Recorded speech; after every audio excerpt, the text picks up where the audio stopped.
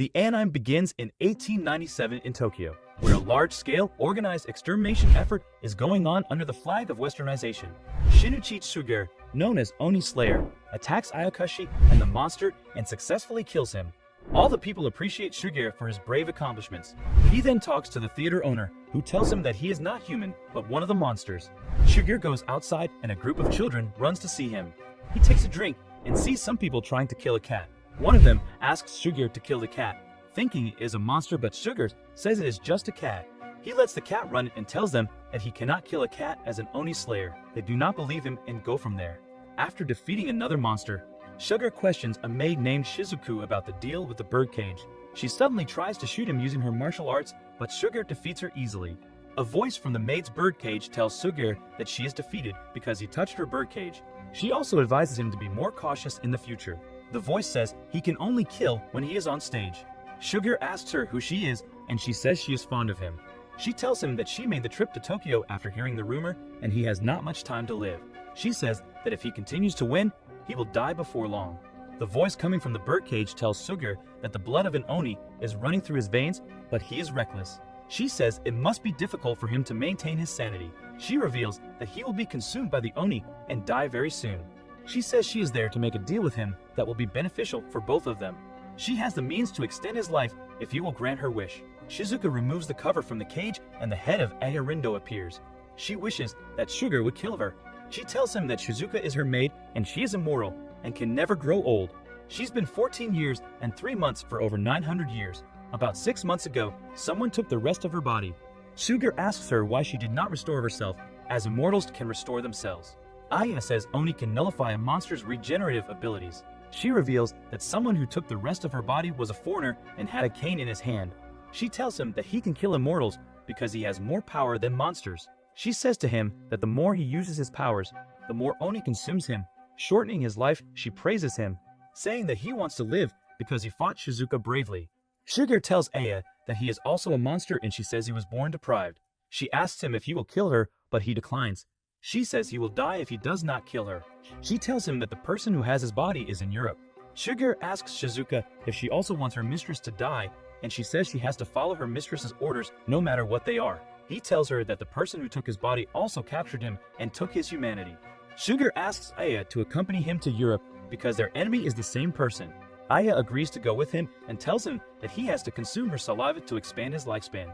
Sugar agrees and comes close to Aya's head to take her saliva. In 1898, at the Vallée de Folie mansion in France, a vampire named Lord Jean Duchet Godard is hunting a deer. After this, he returns to his son Raoul and asks him to return home. Raoul is observing mushrooms and asks his father why he does not shoot the deer with his rifle. Jean says he is trying to make a good impression on humans and make peace with them. Humans have been treating them harshly since the death of Count Dracula. When they reach their mansion, the chains on their door are broken and it seems that they have an intruder. He asks Raoul to stay by his side and calls his elder son, Claude, who is also safe and sound. Claude tells him that his sister, Charlotte, is in the laundry room with Giselle. He runs to the laundry room and finds his wife Hannah stabbed in the chest and dead. This is the first murder among human allies, and the culprit is not happy about the vampire's allegiance. The next morning, many reporters gathered outside of Godard's mansion to get some news. Godard is stopped by a 14-year-old reporter named Annie Kerber. Godard says this is the work of someone who has discriminated against vampires who are human allies. He also reveals that he is going to hire a detective who has arrived from the east and has a specialization in monster cases. Annie asks Godard if the detectives are Sugar and Aya, and Godard confirms it. Sugara, Aya, and Shizuka are traveling to Europe. Godard informs Claude about Sugar and Aya, saying that they are better than the police. Sugaru, Aya, and Shizuka reach Godard's mansion, and Sugaru asks the carriage driver to get the fare from Lord Godard. They then meet Godard and introduce themselves. Godard is surprised to see Shizuka and asks Sugaru about Aya. When Sugaru shows Aya's head, they all get frightened. Aya asks Godard to give him details of his wife's murder. She asks him many questions, and Godard tells her about the family and servants who have been working in the mansion for many years. She also confirms that Hannah was previously a human. Godard tells them that Hannah loved to fix antiques. When Aya asks about the dead body, Godard informs her that they have buried the body because vampires' bodies decay soon. After seeing the picture of Hannah's dead body, Aya notices that there is peace and calmness on Hannah's face and there is no sign of struggle. She also guesses that the murderer pierced her chest with a single strike. Godard tells them that Hannah's hands and feet are unharmed, and Aya claims that the holy water was used after her death. They find a bottle at the crime scene, and there is some blood on its lid. When Aya asks Godard, he claims that vampires burn when they touch silver or holy water, and if they burn, they cannot use their vampire powers. At last, Aya points out why Hannah did not notice the intruder before her death and why the murderer left the bottle. She also wonders how the murderer knows the exact location of Hannah's room and the silver stake. She points out 5 problems and says that 2 problems remain that she will mention later. They are talking when Godard's servant, Lottie, comes there and gets frightened to see Aya's head in the cage. She runs from there while weeping, and Aya says it's enough. At Godard's mansion, everyone is eating dinner, and Godard asks Aya why she does not eat. Godard's sons seem skeptical about Suguru and Aya, but Godard says their investigation is logical, although they look odd. The carriage driver is eating dinner and is also living there on Suguru's instructions. He asks Aya how she knows about his wife, and she says she can tell by looking at his clothes. Everyone is shocked when Aya tells how she guessed about the wife of the carriage driver by looking at his appearance. Claude says she reminds him of the famous detective, Sherlock Holmes. Aya says she never met Sherlock Holmes. Aya asks some more questions from Godard about the day of Hannah's murder. She asks him when they finished their lunch on that day and if anyone has seen Hannah after lunch.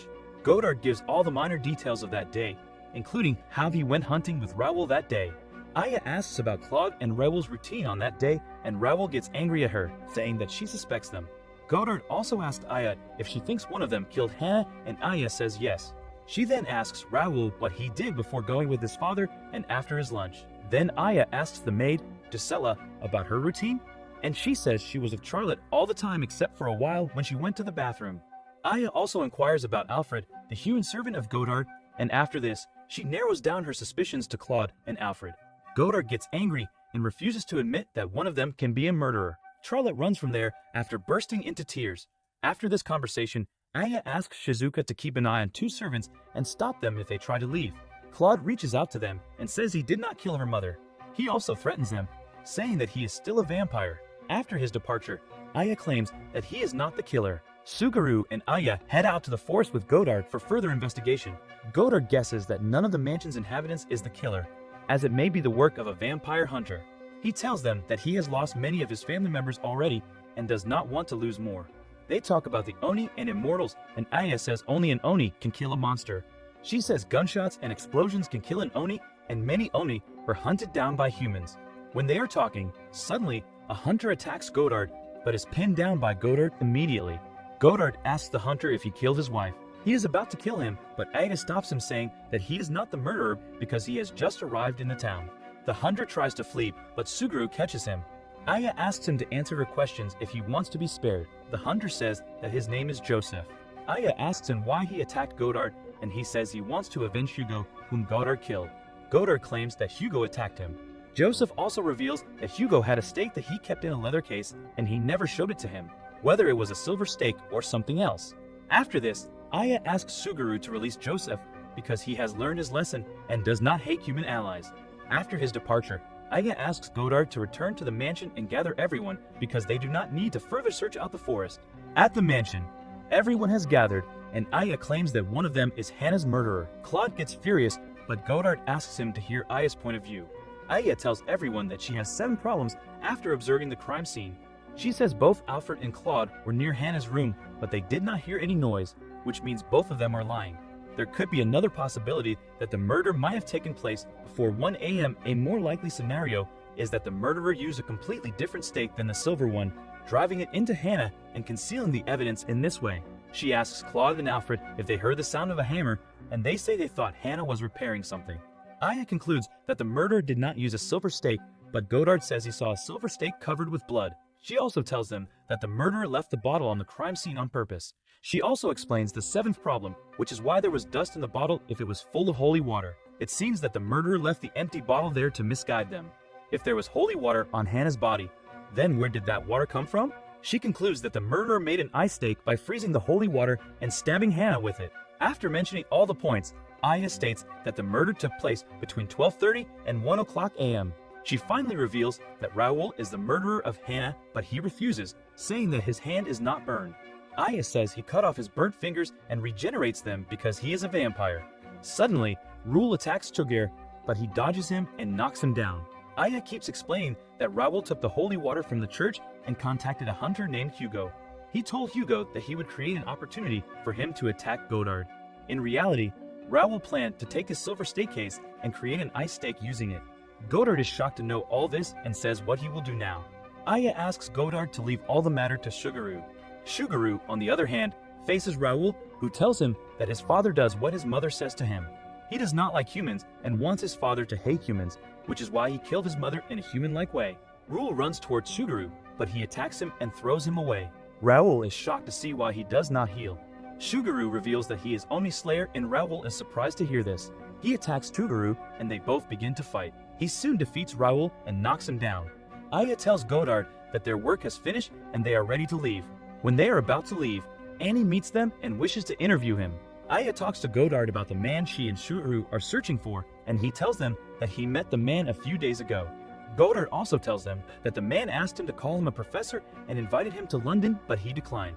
Annie asks Sugaru to comment on the case they have solved, and Sugaru says Godard has lost one of his sons with his wife. They prepare to leave, but the carriage leaves without Sugaru.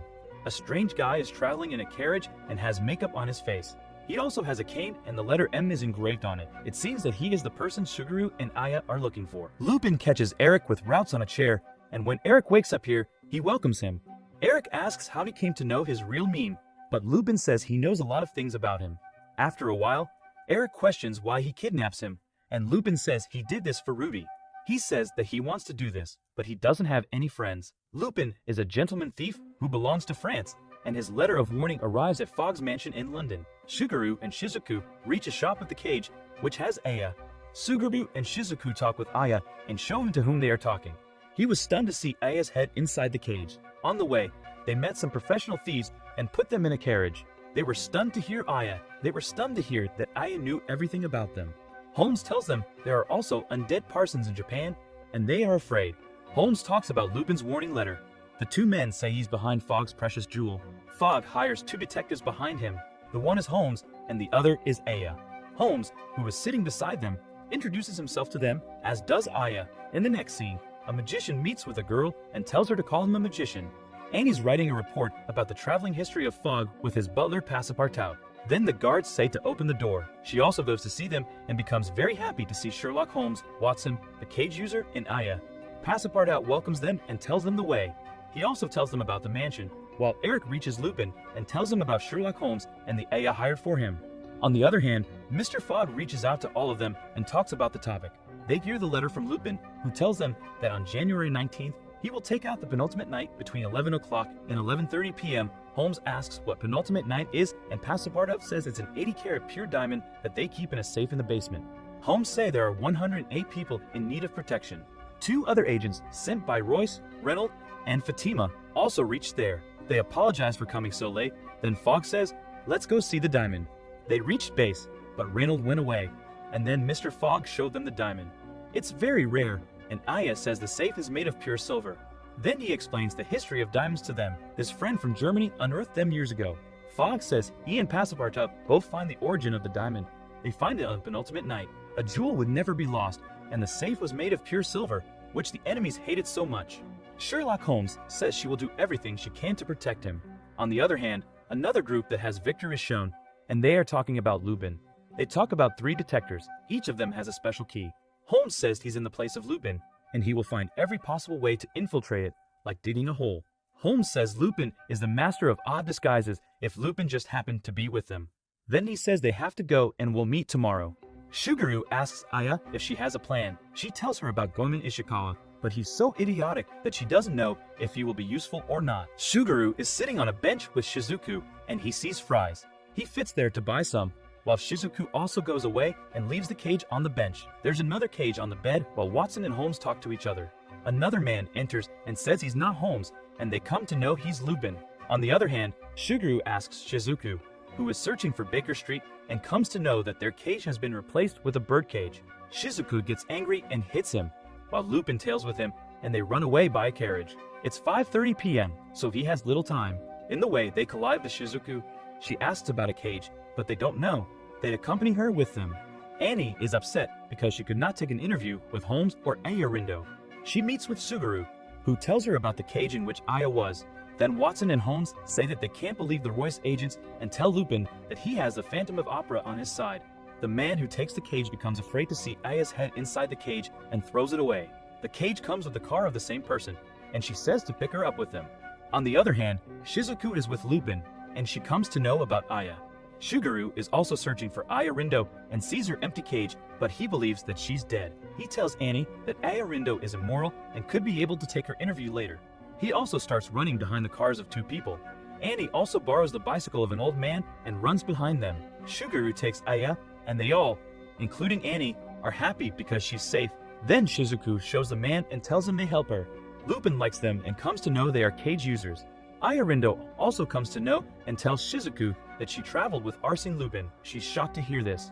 Arsène Lupin says he's honored to meet Holmes at first and then with them on the same day. Then Suguru tells him he's on Oni's Slayer, and they both fight. He defeats Suguru and advises Aya to leave this case. Steer his departure. Aya says they have to be ready for tonight, which means she's still ready after his warning to leave. On the other hand, Watson and Holmes get ready, and then Inspector Ganimard reaches there and checks him to see if he's real or not. They ask to be collected at the place to protect the diamond, and Mr. Fogg is also there. They are 6 in number, they say, but cage users have not arrived yet. Reynold and Fatima also say they are going outside to protect the ground, but Holmes stops them. Meanwhile, a noise started as someone infiltrated from the north building. A person comes inside in the guard's uniform. On the other hand, Holmes shoots the door with his gun. Fogg asks what he does, and Watson tells him it's the only way because they are stuck there. He mentions the fact that no one can enter this room between 11 and 11:30 p.m., and Lupin declares he can break any lock. They wait for him at 11 o'clock p.m., and water starts coming from the moat. Holmes says they could not protect the safe underwater and asks about what's going on. All of them are inside the room, and water starts coming inside with full pressure. They have only 20 minutes to come out. Mr. Fogg says the basement is about 6 feet below the surface.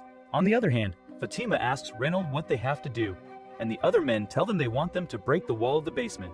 He tells her to go away, and then she reaches for the wall to escape from the water. Meanwhile, Fatima reaches there and breaks the wall. They find that safe is not there. The owner of the safe is very suspicious about how they got it, and then says they have to head to the surface and dry their clothes in the room.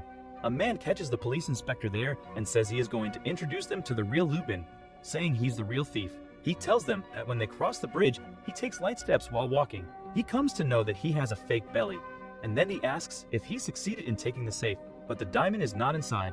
They send the diamond to Baker Street and tell him the diamond is inside the pocket of the owner. When the owner checks his pocket, Lupin shows them the diamond, which means he knows about their plan. He creates smoke there and runs away. Although Lupin is a great thief in France, in Japan they have Nezumi. In the next scene, Lupin shows the diamond and is safe to Phantom. But suddenly, a girl named Aya Rindo reaches there, who's a detective and specializes in monsters. She tells him that she came in all this against his warning and tells him that he thinks she is a normal human. She tells about her meeting with Mr. Fogg in the evening, and she requests that he put her in the box instead of a diamond. She holds the sage with her teeth, so it will not open. Lupin says she plays Will, but he's not defeated yet. He has the Phantom of Opera by his side, and they start snatching the diamond to reach each other. An attack like an earthquake happened, and they saw a bridge fall there. After this, another unknown group is shown, and they start fighting there.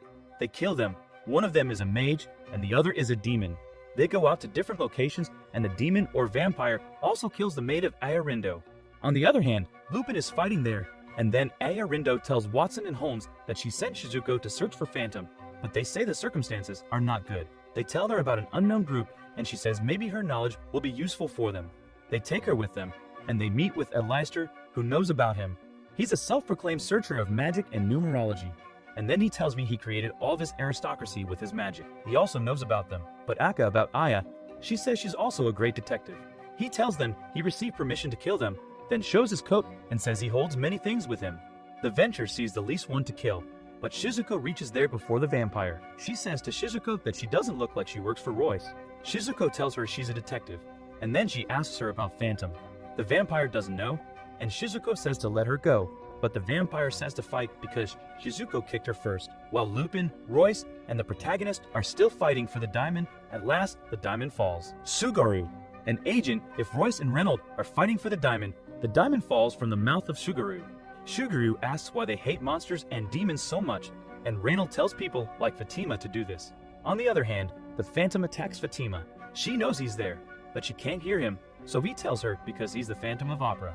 He's 16, but he lives in the opera house and tells about his secret home that's 20 floors below the surface. While Shizuku fights with the vampire very well, the vampire says her blood is very infectious and Shizuku's condition is bad. Watson and Holmes attack a Leicester, but they are out of guns. They run outside and make a plan, and then Aya talks with the Leicester and tells him about stolen parts of her body. He says that they have her body parts, and then Holmes and Watson reach there. Meanwhile, Professor Moriarty reaches there, and while Reynold is still alive, he tells Fatima how she can be defeated by the phantoms. Then, a new character, Jack the Ripper, appears there to take the diamond. On the other hand, Aya tells Moriarty, the owner of the criminal organization and the master of a Leicester, to give back her body. He says he can't give it back, he possesses it for an experiment. Holmes asks why he comes back after 8 years if he wants to rebuild his organization. Moriarty tells them about Jack the Ripper, who wants a strong body so he can connect his body to a monster. Professor Moriarty agrees with him, and he decides to give Aya's body to him. He tells them they all know about him. He committed a crime 11 years ago, and Holmes understands who he's talking about. The scene shifts to Suguru, who tells us that he's an Oni Slayer, like Jack the Ripper, and Jack introduces himself. After a while, a fight starts between them, and Suguru is beaten by Jack. Moriarty says he uses the bodies of a lot of people to make Oni Slayers, but they get mad only after a month. He also uses Oni in Tashiru's body, and then he infuses a limited amount of Oni in Jack.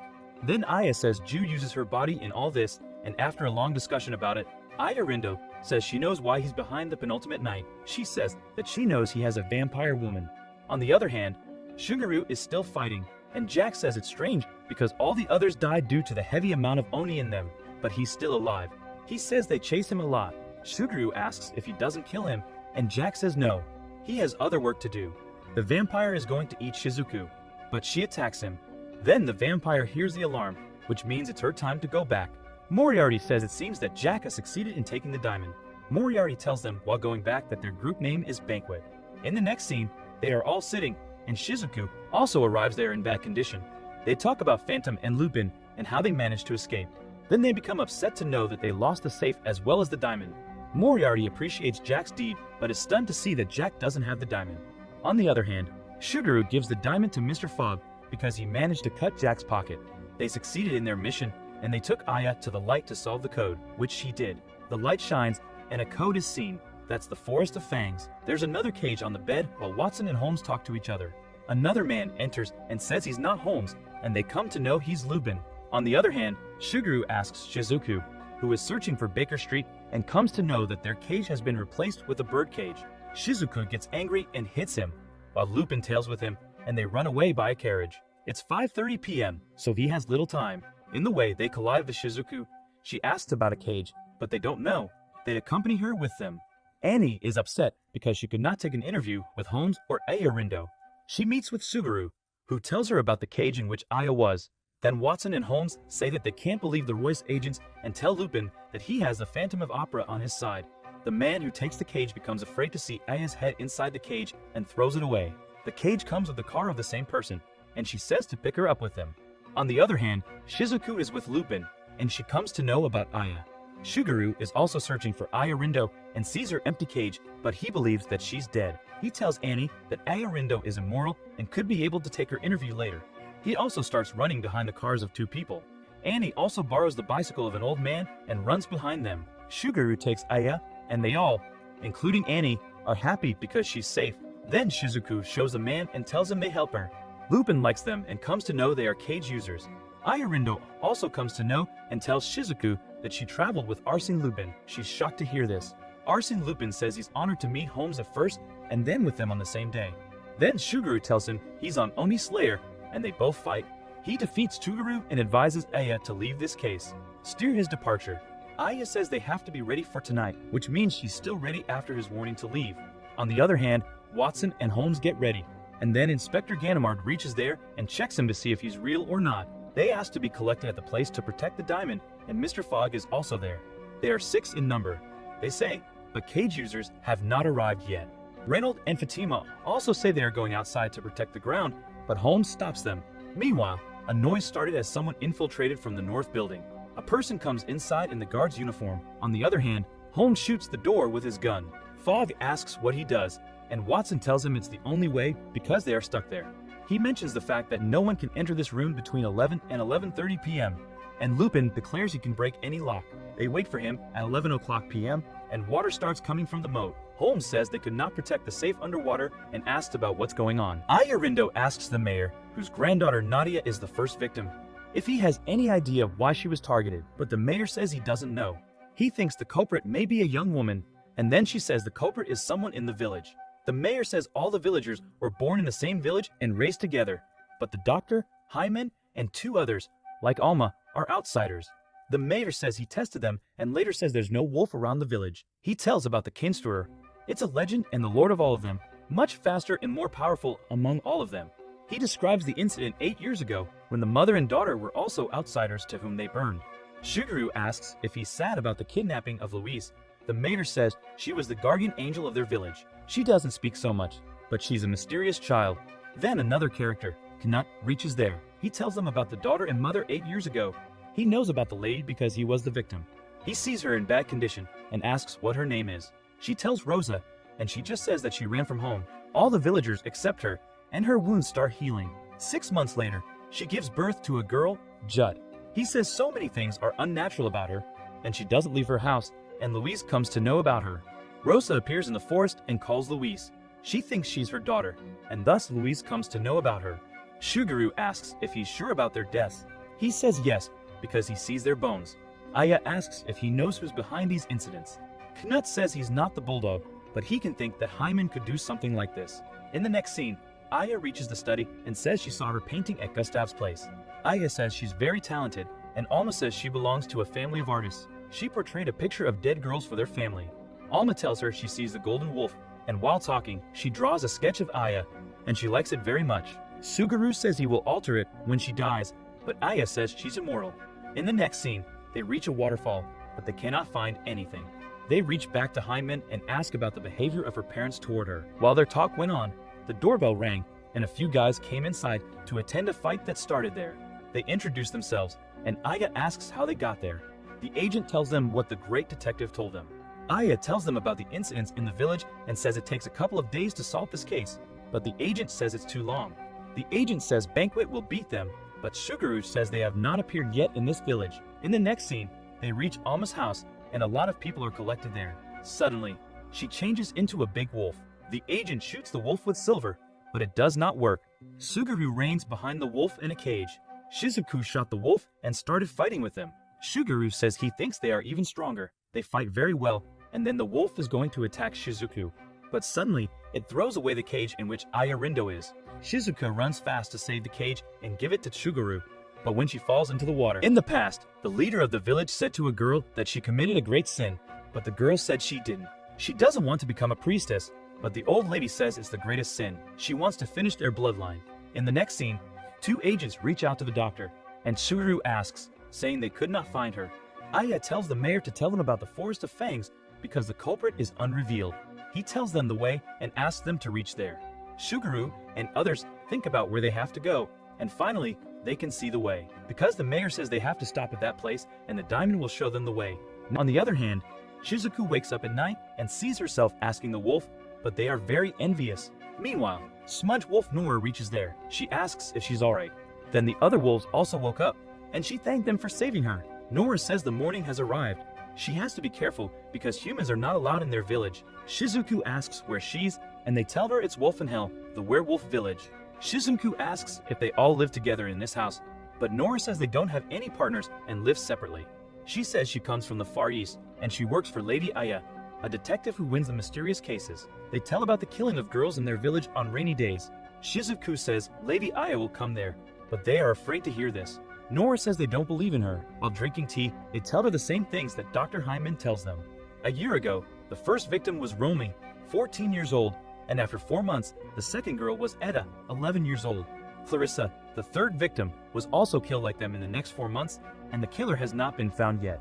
Bloodcrow, the man who protects the village, tries to search, but he cannot.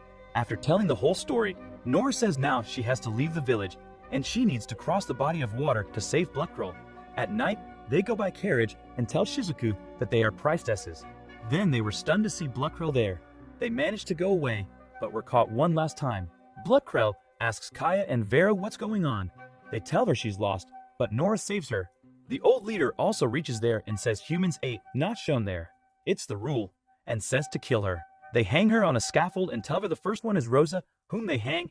They say if she lies, then they will pull planks. They think of her as the culprit who killed the girls. Nora, Kaya, and Vera tell them to return, but they don't believe. At last, they hear a gunshot and see Nora killed. The leader is upset, and days are because of her, Suzuku. But Bloodcrell says no. Kaya and Vera say, but she can help them. She's a detective. She inspects all the things, but at last, they say they wasted their time. Shizuku says Lady Aya can solve this. They say they are not going to allow anyone to enter their village. On the other hand, Suguru and others were passing through a dangerous route when a man suddenly attacked them. He was very fast, and Alice fell from the mountain. Victor arrived there and said to Aya that he thought the agents were a danger to her.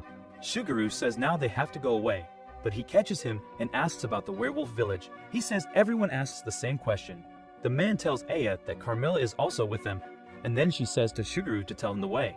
Then he also gives a diamond to Victor and goes away. The wolves bury Nora Shizuku. Looking at all this, Lady Aya and Suguru reach the first place where Vera is waiting for them. Shizuku is inside the prison and they meet her there. On the other hand, Bloodcrow says he can smell someone else and says they have to take an eye. Aya and Suguru reach the woods to search for things, but the wolves are behind them. They run fast. They go inside a stone and find the place where victims are being killed. They find many pieces of evidence about the culprit. A man is going by a carriage in the woods and he finds Louise there. They also find a dead body there, and they come out from another route. Then Aya asks Louise's parents how they treated her before she was 4 years old. She says they take her to the northern mountains, taking advantage of flower picking. They left her there, but in the evening, she came back with Jut. The fact comes to light. Jut saves Louise, but she exposes Jut because she wants to show that she's useful. Then they went back to the werewolf village and reached Shizuku. Then Aya talks with Vera, questions them, and tells Suguru to kill Gunter and others. In the next scene, all the villagers look at the dead wolf. They say it seems Vera believes them, and they smell someone's presence there. Suguru goes out and feels 3 of them. Then a big wolf reaches there, but he defeats it very easily. But the next comes, and Suguru runs toward an edge. The wolf runs behind him, and he fights with it and defeats it. Vera says it seems that he's killed. Shizuku says she also thinks he's dead. In the next scene, the insurance agent reaches the village and starts killing people. Then all the villagers reached there and started killing the wolves. Some wolves inform Granny Reiji about intruders. She asks how they reached there. Lady Aya tells her to go inside the village to save Kaya and others, but Shizuku says she will save her. Lady Aya says he has a part-time assessment with her. Don't worry, it's her order to go there. Shizuku fits away, and Vera says she's pretty nice. On the other hand, Alice saw a Leicester there. Aya says everything is solved. Now let them go. On the other hand, Kyle catches Victor in his chains, but Suguru helps him. Then Suguru fights with Kyle and defeats him. Victor returns the diamond to him. Victor tells us that his best friend is in London and will wait for him.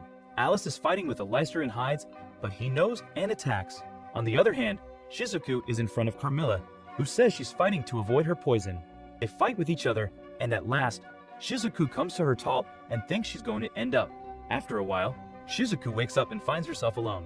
She says next time she will beat her. On the other hand, Alice is defeated, and Leicester says, don't worry, he will not kill her, and he would like to be called a magician. Shizuku comes to Kaya, who tells her to save everyone. Shizuku says, don't worry, they will, and then the scene shifts to the villagers who are going to fight with the wolves. Suddenly, Aya appears and says she finds the culprits in Werewolf Village and Hellendorf Village. Everyone is amazed to hear this. She tells Louise of Hellendorf Village that she is the real culprit and is also known as Jut, and in Werewolf's Village, she is known as Nora. Louise's father is stunned and asks how it is possible.